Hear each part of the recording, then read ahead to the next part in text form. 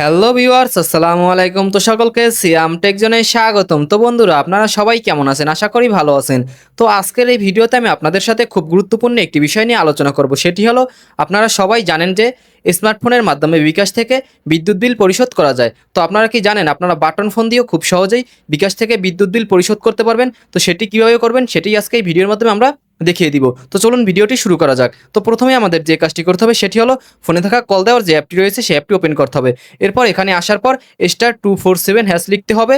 তারপর আবার নিচে কল দেওয়ার অপশন দেখতে পারবেন। তো এই কল দেওয়ার অপশনে ক্লিক করবেন। তো ক্লিক করার পর আপনাদের সামনে এরকম ইন্টারফেস চলে আসবে। তো এখানে আসার পর আপনাদেরকে সিম অপারেটর সিলেক্ট করতে হবে। তো আপনার যেই সিম দিয়ে বিকাশ অ্যাকাউন্টটি খোলা, এখান থেকে সেই সিম সিলেক্ট করবেন। তো সিলেক্ট করার পর আপনাদের সামনে আবার এরকম ইন্টারফেস চলে আসবে।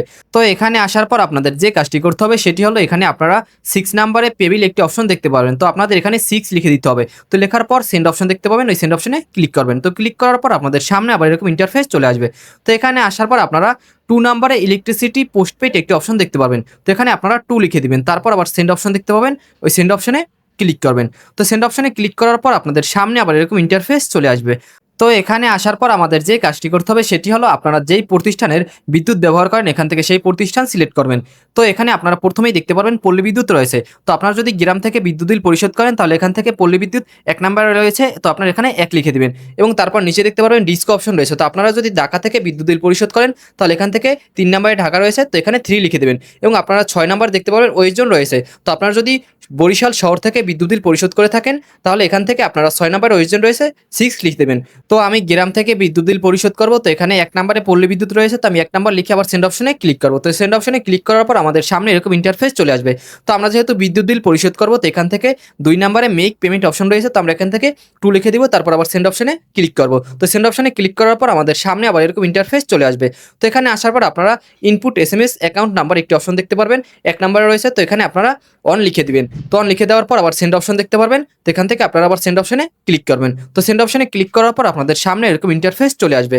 তো এখানে আসার পর আপনাদের যে কাজটি করতে হবে সেটি হলো, আপনাদের বিদ্যুৎ বিলের যে অ্যাকাউন্ট নাম্বারটি রয়েছে সেই অ্যাকাউন্ট নাম্বারটি এখানে তুলতে হবে। তো এখানে আপনারা আপনাদের অ্যাকাউন্ট নাম্বারটি তুলে দিবেন। তো বিদ্যুৎ বিলের অ্যাকাউন্ট নাম্বারটা তুলে দেওয়ার পর আবার সেন্ড অপশন দেখতে পাবেন, ওই সেন্ড অপশনে ক্লিক করবেন।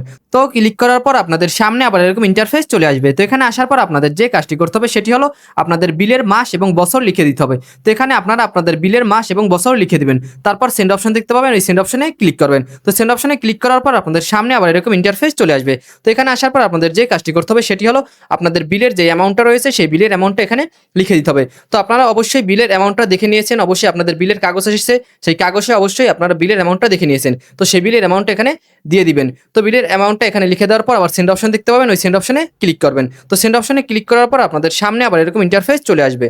তো এখানে আসার পর আপনারা যে কাজটি করবেন সেটি হলো, আপনাদের ইনফরমেশন ঠিক আছে কিনা সেটা দেখে নেবেন। তো প্রথমে আপনারা দেখে নেবেন প্রতিষ্ঠান ঠিক আছে কিনা, তারপর অ্যাকাউন্ট নাম্বার ঠিক আছে কিনা সেটা দেখে নেবেন, তারপর বিলের যে মাস এবং বছর সেটা ঠিক আছে কিনা সেটা দেখে নেবেন।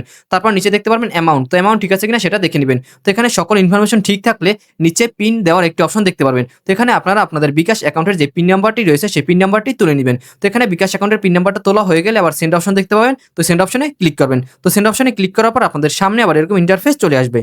তো এখানে আসার পর আপনারা দেখতে পাবেন লেখা রয়েছে রিসিভড পেবিল রিকোয়েস্ট। তো এর মানে হলো, আমাদের বিদ্যুৎ বিল পরিশোধ করার জন্য রিকোয়েস্টটি পাঠানো হয়ে গিয়েছে এবং নিচে আরও একটি লেখা রয়েছে দেখতে পারবেন, চার্জ ফি 0 টাকা। তো এর মানে হলো, আপনারা যদি বিকাশ থেকে বিদ্যুৎ বিল পরিশোধ করেন তাহলে আপনাদের কোনো চার্জই কাটবে না। তো এখান থেকে আপনারা যে কাজটি করবেন সেটি হলো, ওকে বাটনে ক্লিক করে এখান থেকে আপনারা বের হয়ে যাবেন।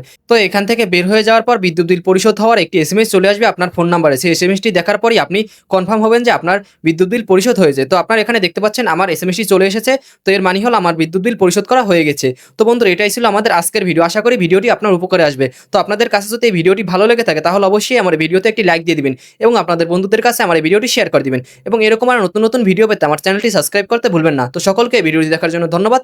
আসসালামু আলাইকুম।